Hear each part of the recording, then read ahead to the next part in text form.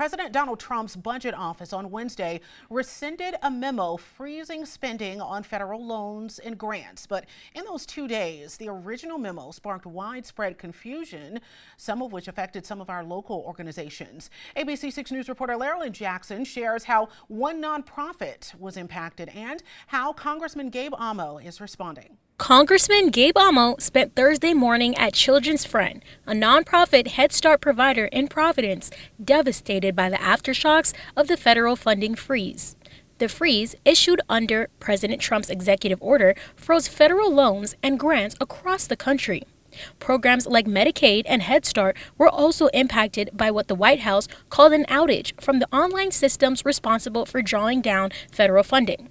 Even though the freeze has been rescinded, members of a local nonprofit Children's Friend say the damage is still being felt. So it is important to make sure that we are receiving those funds so that we can in return bring those services to the children and families of our community. And so when those services are frozen or are cut short, it is very difficult to meet the needs of the community. On Monday, Children's Friend attempted to withdraw federal funds to make payroll, but staff were locked out of the system, unable to access the money they needed to pay employees.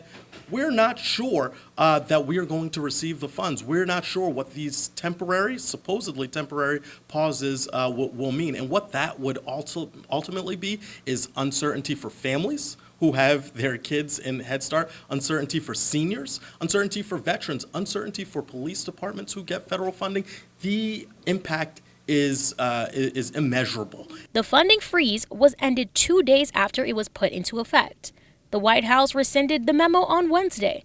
The short order, legal pause, and eventual cancellation left organizations like Children's Friend confused and worried about what might be next. Now, Congressman Amo is pushing for additional support to help organizations like Children's Friend get back on their feet.